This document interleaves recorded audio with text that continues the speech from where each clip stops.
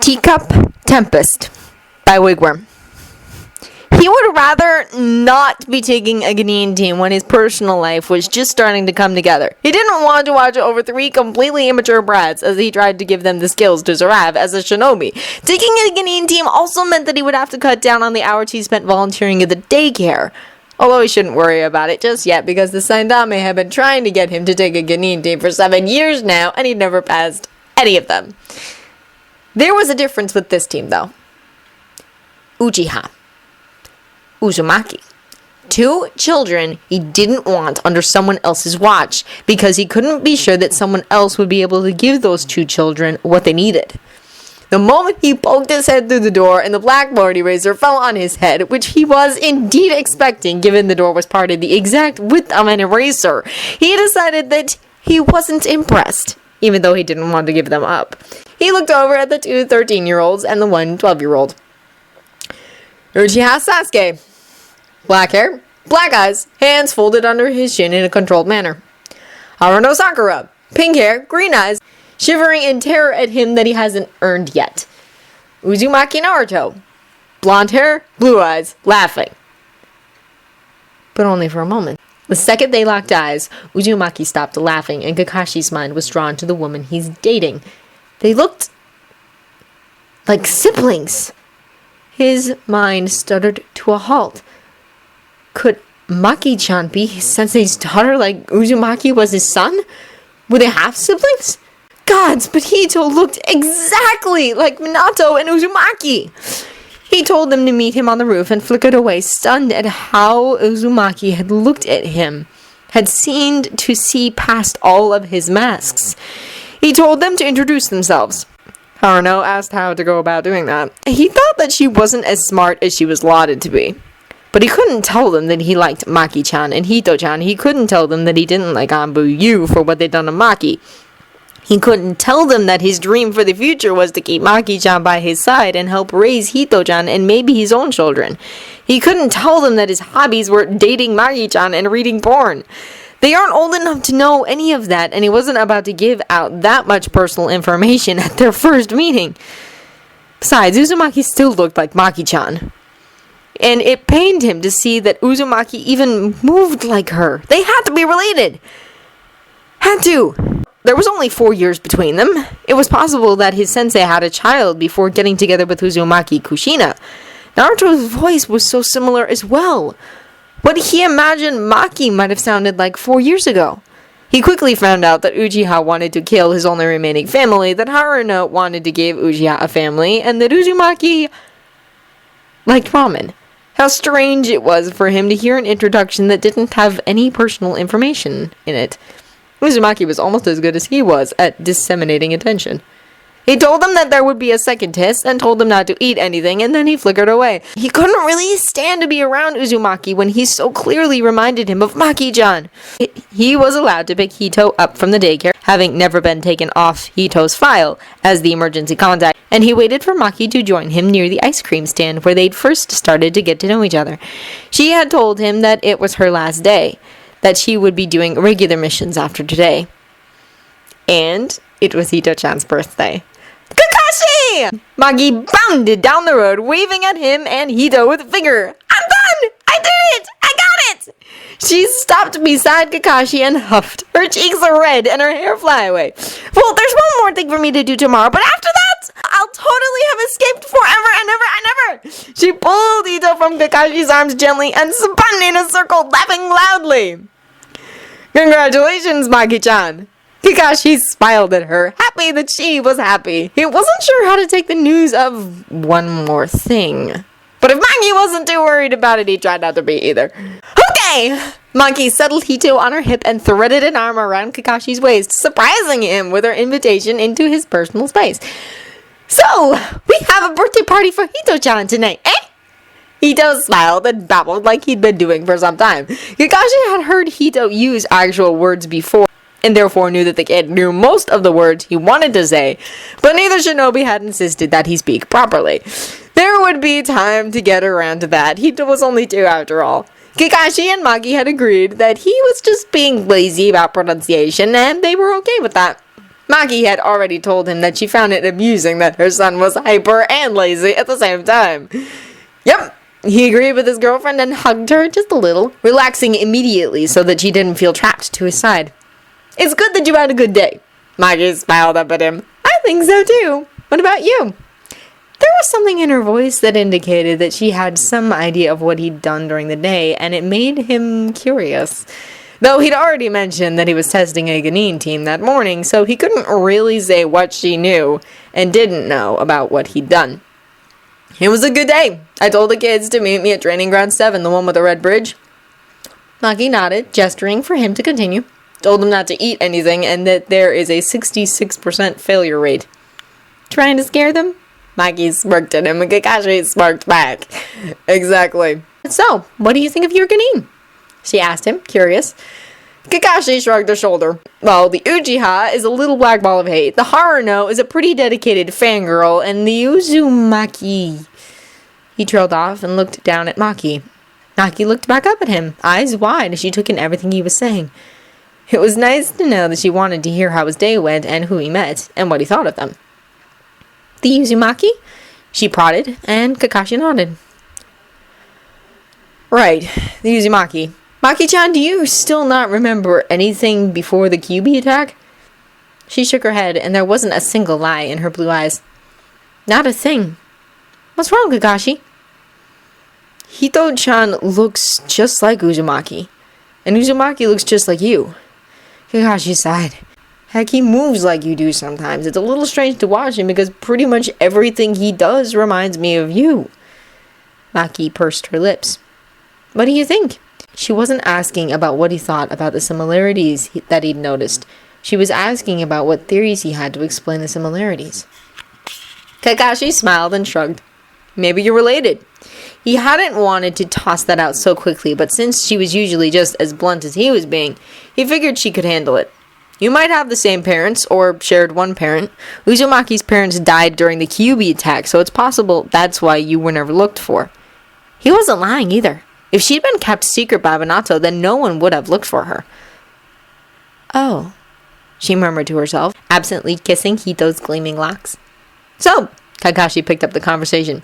Do you want to know how I'm going to be testing them?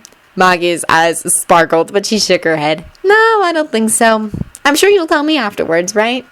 Sure. Kakashi nodded with her as they continued down the walking path to Kakashi's apartment.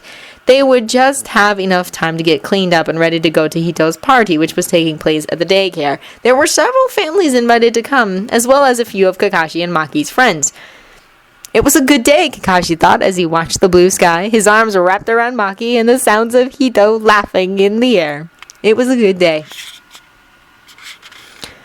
Today was not a good day. Kakashi played gently with Hito, worry filling his chest. He was still at the park, waiting for Maki to show up, and it was 7 o'clock. He had tested his team, had them pass, told the Hokage that Team 7 was an actual team, and then gone to see if Hito had been picked up yet, which he hadn't.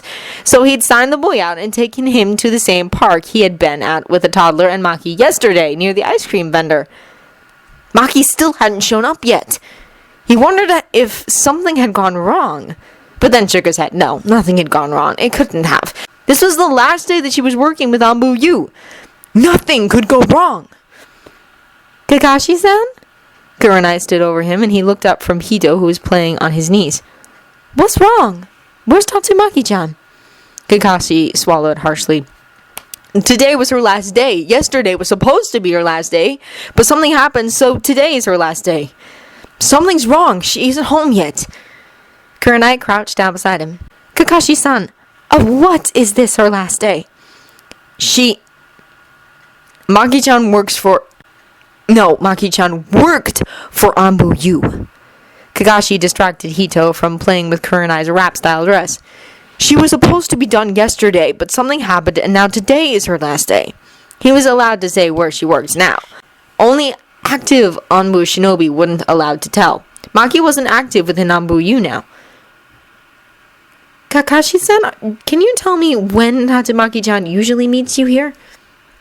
Kakashi thought that Kurenai was being awfully cautious with him. She's usually here or at home around 5. She said this morning, 5, like usual. We always come here if we aren't going to meet at home. Kurenai's eyes widened just a little. At home? She repeated. She shook her head and licked her lips. Could she have gone home instead? She may have forgotten that you were meeting here. Kakashi didn't think that it was a possibility. He knew that Maki never forgot where her son was supposed to be. Kurenai-san, he whispered, I'm worried about her mission. I've never seen her on her mission, and I don't know where it is that she goes or what it is that she does. It's a long-term mission, Kakashi-san. Kurenai rocked back on her heels a little. She could look different on her mission. Angry on Maki's behalf, scared for her, Kakashi shook his head. What would Anbu need with a 12-year-old anyway? I mean, she wasn't even put on a Genin team, just sucked into their world and was sent on a 5-year-long mission. And she's scared physically of men, and she's too young to have a child, and she comes home sometimes with this look in her eyes, like she doesn't think she's going to make it. The stridency in his voice lost vigor, and he cuddled Hito to his chest protectively. But then she sees Hito-chan and will go for a walk or play in the park or have dinner and just talk, and her eyes brighten up, but I can still see those shadows. Asuma and Anko had appeared sometime when he'd been speaking, and both of them held back as they watched Kurenai try to calm him. Kakashi-san, why don't you and Hito-chan go with Asuma-san back to your apartment?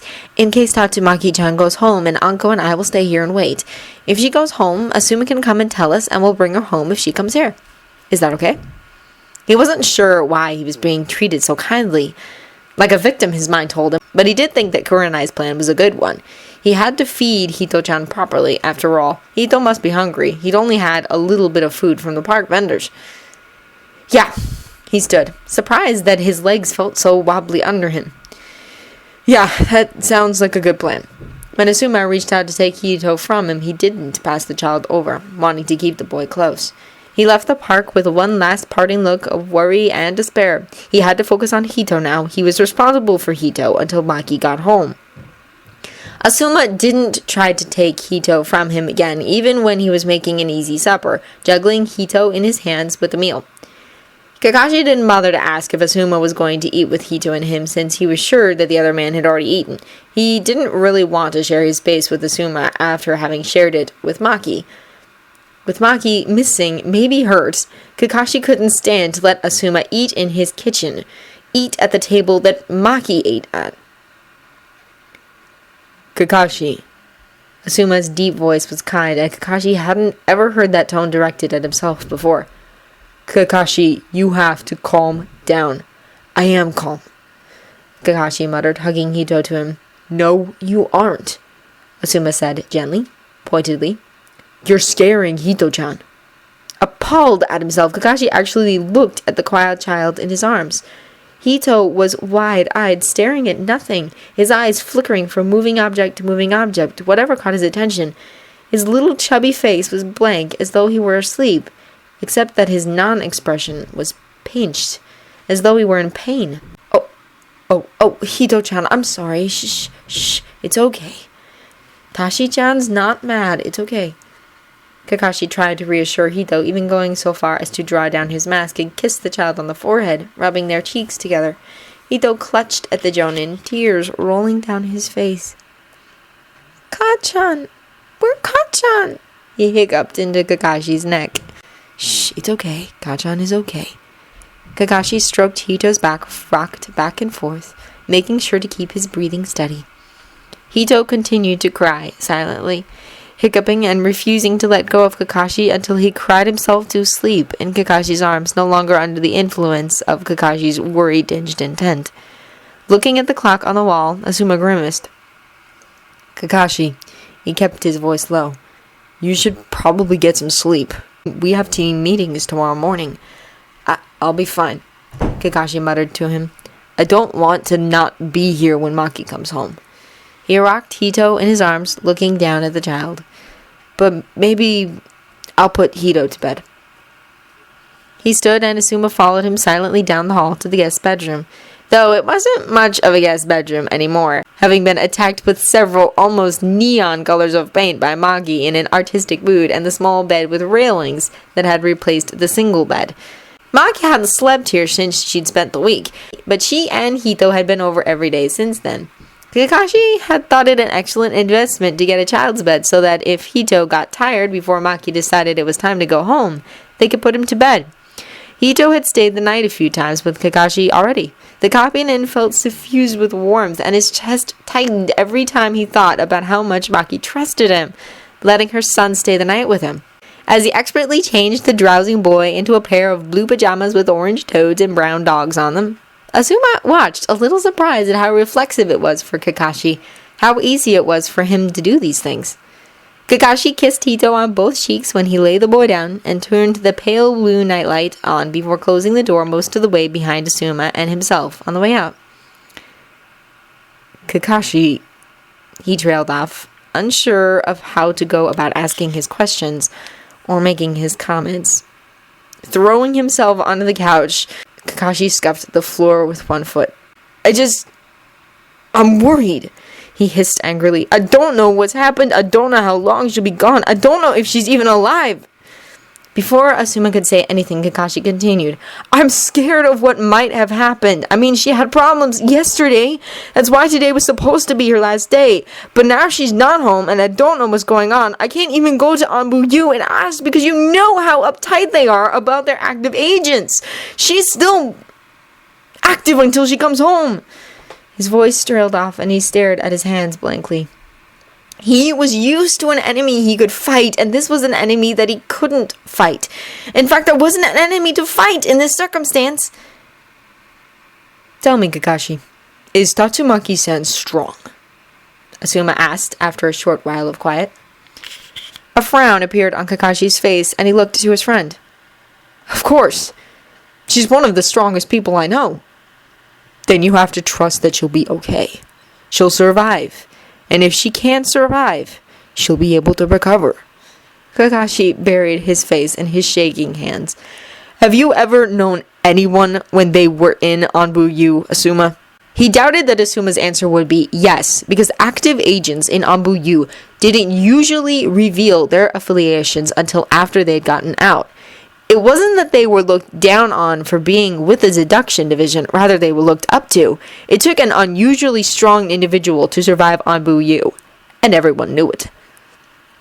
But Anbu was private. They held their secrets close and never showed their hand before the ideal time. It had been a shock when Kakashi had figured out who Maki worked with. He never heard her say who she worked with, though, even when he had vaguely indicated he knew. No, Asuma shook his head.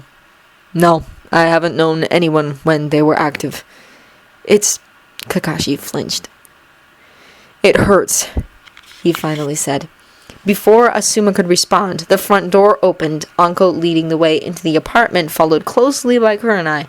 It took a moment for Kakashi to see Maki in between them, Maki being so much shorter than the other women. Maki-chan!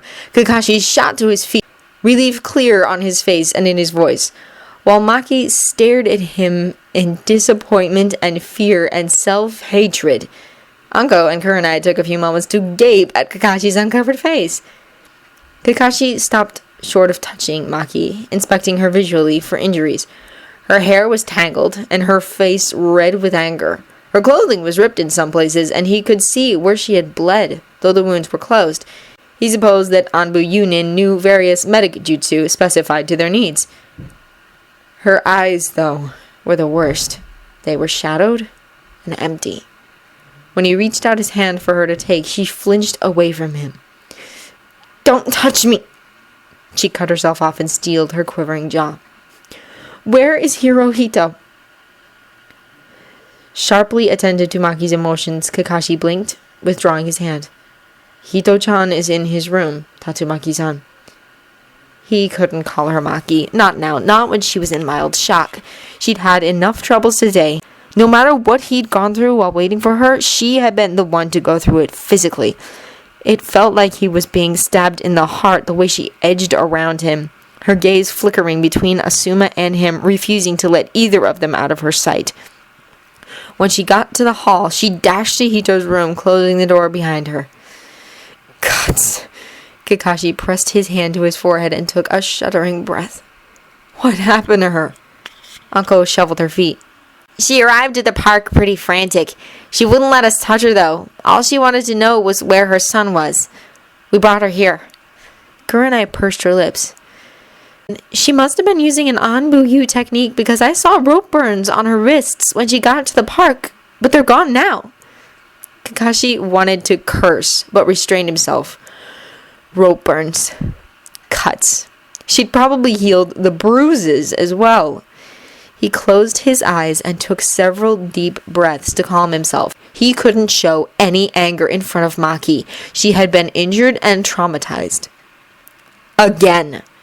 He could only hope that it was from when she'd gotten away and not because Anbuyu had given her a mission where this sort of thing happened all the time. Hito's door opened quietly and all four adults turned to see Maki poke her head out and look at them.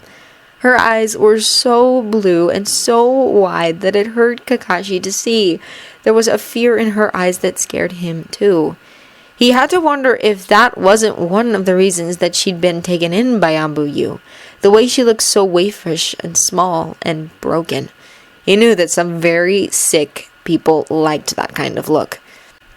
Kakashi would rather have the strong and bright and lively Maki back. She stepped out of Hito's room and took a few tentative steps towards the living room and front door, her arms protectively around a still sleeping Hito. I should go. I have to go now. Maki-san? Maybe he could compromise between her nickname and a polite suffix, Kakashi thought. She flinched from him, though less than she had the first time. Hey, Kakashi-san? I apologize, he whispered, and before he could say that he was sorry for scaring her, she reared back in shock, pressing herself up against the wall. He didn't know what he'd done wrong, but she was absolutely terrified of him at the moment. Anko and Kurenai stepped between Kakashi and Maki immediately, Senbon threaded in between Anko's fingers defensively, and Kurenai's fingers twisted into a half-seal already calling on her chakra. Don't even! Anko hissed at him.